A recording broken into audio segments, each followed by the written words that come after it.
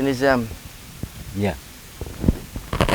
kita minggu kemarin bicara masalah Pancasila sudah sampai pada sila kedua, yaitu tentang ringankan beban dengan doa, sedekah dan tirakat. Ya.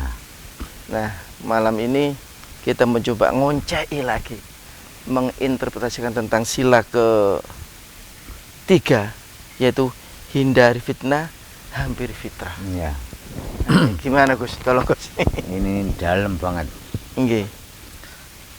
Hindari fitnah, hampiri fitrah. Maksud dari fitnah di Pancasalik, prinsip salik ketiga ini bukan fitnah arti yang dipahami kaum awam. Walaupun itu juga masuk.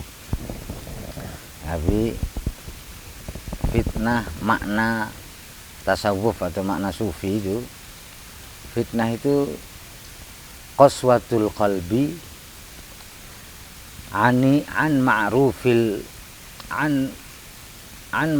ma'ruf wa ingkaril munkar. Apa maknanya Gus? Artinya fitnah itu kerasnya hati.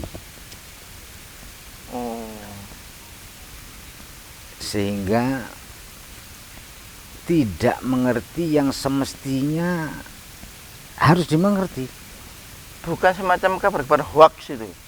Hoax. Ya, itu masuk, tapi kurang dalam.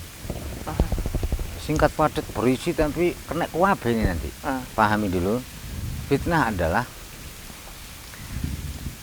kerasnya hati. Atau hati yang keras sehingga hati itu menjadi tidak mengerti yang mestinya dimengerti. Nah, itu. Dan tidak mengingkari yang semestinya wis kudu diingkari. Oh, inilah definisi yang harus ditanyakan ke Abi kan, itu supaya dapat makna. Selalu istilah tasawuf kalau dari Abi itu. Artinya Gus Nizam mengatakan kerasnya hati. Dia mengingkari sesungguhnya itu tidak perlu diingkari gitu ya. Apakah ini orang-orang yang tidak sulit untuk di gampang satu turun atau Gus? Iya, menjadi begitu. Hindari fitnah artinya hindari penyebab kerasnya hati. Oh, isi. Karena ketika hati menjadi keras, ya inilah fitnah itu. Untuk Gus, untuk cara ngemburkan hati supaya keras itu gimana? Nah, ini pertanyaan yang tajam ini, ngemburkan ini. Sebentar, kita pahami, yaitu pasti ke situ arahnya. Oke. Dan menjadikan hati yang keras itu tidak mengingkari yang semestinya diingkari. Oke, paham.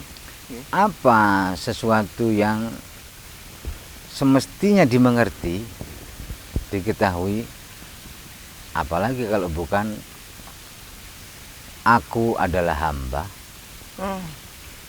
yang tidak boleh tidak dimengerti, tidak boleh tidak dikenali adalah Tuhan. Ngapunten. Berarti kayak ini ya, semacam seperti apa yang Gus Nizam omongkan waktu di Boan atau apa itu, yang mana kalau kita hanya memahami satu sisi aja, kita akan menjadi seorang yang keras. Betul. Jadi kita benar-benar harus tahu caranya gimana, hakikatnya juga berbarengan jalan. Selalu begitu. Iya. Itu untuk menghindari fitnah itu juga. Iya. Oke. Luas sekali ini. Singkat, padat, berisi, tapi ini kalau dikupas, ini bisa menjadi buku berjilid-jilid. Gus, ya, mungkin kasih satu contoh deh, ilustrasi begitu ya. sesuatu yang seharusnya tidak diingkari tapi diingkari, dan sebaliknya. Ilustrasi aja biar teman-teman pemirsa memahami itu. Sesuatu yang semestinya dikenali atau dimengerti adalah Tuhan, Allah. Tidak ada yang lebih terkenal, yang lebih diketahui, yang lebih dimengerti mengalahkan Tuhan, itu tidak ada. Oke. Sesuatu yang paling terkenal, paling adalah Tuhan. Oke. Sesuatu yang mestinya diingkari adalah nafsu kita. Ya, saya jadi ingat pada saat membahas sila kedua ya, tentang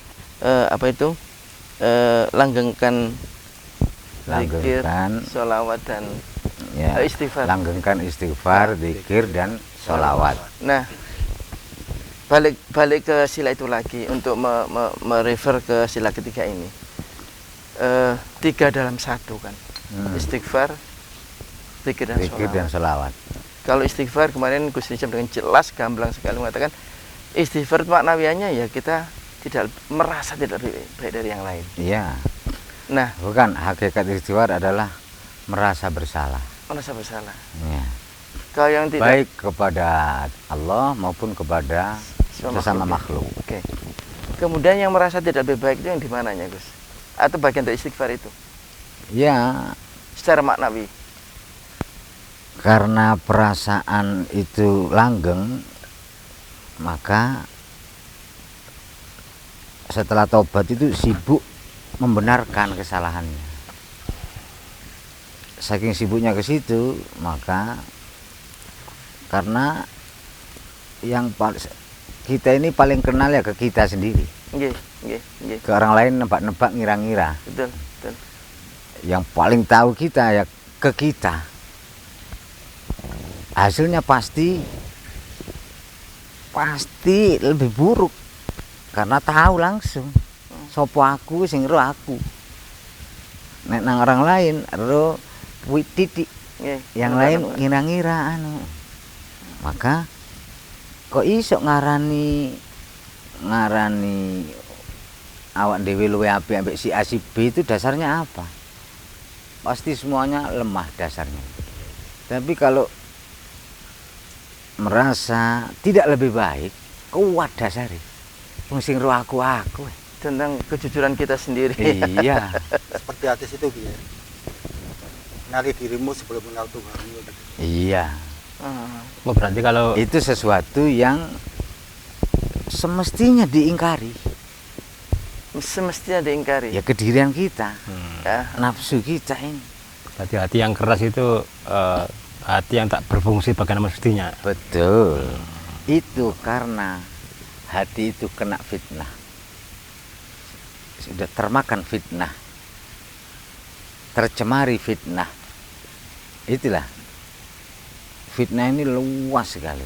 Pokoknya segala sesuatu yang menyebabkan hati ini menjadi keras.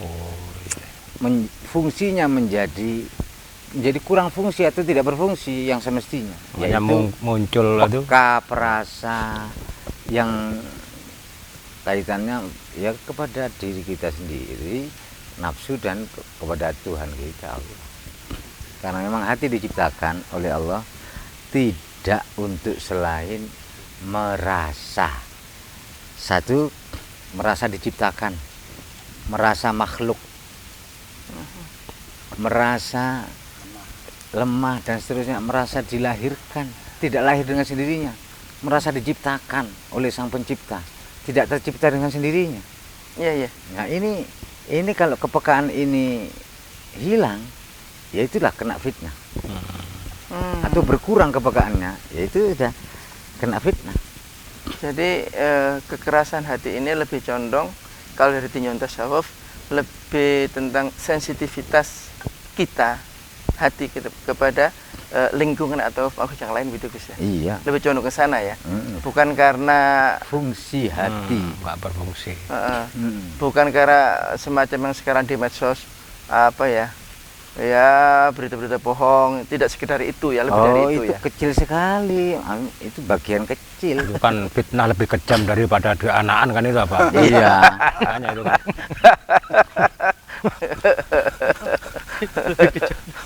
Iya anjir nih.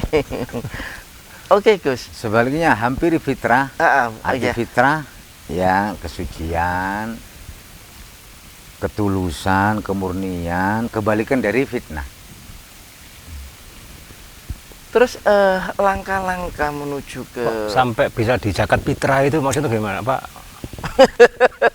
Ya, Menjakati apa? zakat fitrah. menzakati fitrah insaniyah kita agar tidak hilang. Oh, kembali ke fitrah. Iya, Kalau fitrah manusia adalah perasaan insan sama, ingin cinta dan dicinta. Perasaan insan sama, ingin menghormati dan ingin dihormati. Tinggal mengkiaskan. Berarti Iya. fitrah manusia itu memang intinya cinta, semua ingin dicintai Sekaligus, sekaligus ingin iya, dicintai. ingin mencintai sekaligus ingin dicintai. dicintai. Ini yang didulukan mencintai dulu apa yang dicintai dulu? Ya mencintai. Nah, selalu Jangan berharap kalau belum Jadi intinya di pasal 3 ini dilarang ngempitnah dan apa itu? ngempitnah Iya kan? dan balanan fitrah. Kembali yang kita Ngempitnah. dianjurkan ke fitrah. Gus tadi kok Nek ngempit dianjurkan? nah iki dadine enak. sampean anu lho ya. Ambigu lho Kak, jelas. Ngempit nah sinten? Nah, Dari kata fitnah, Oh. dilarang ngempitnah. Nah, niki niku lho sinten? dilarang ngempit nah. Niki lho. aja ngempitnah disini bojone yo. Ngempitnya nggak kena maksudnya. Ngoten lho. Jadi intinya adalah tentang awareness ya, tentang care kita kepada lingkungan dan Lingkungan sekitar. seluruh makhluk lah ya dalam hal ini ya. Belum menanasnya dulu. Nggih. Berarti intinya selama pembicaraan ini kan fitrah itu berarti kan kembali ke cinta.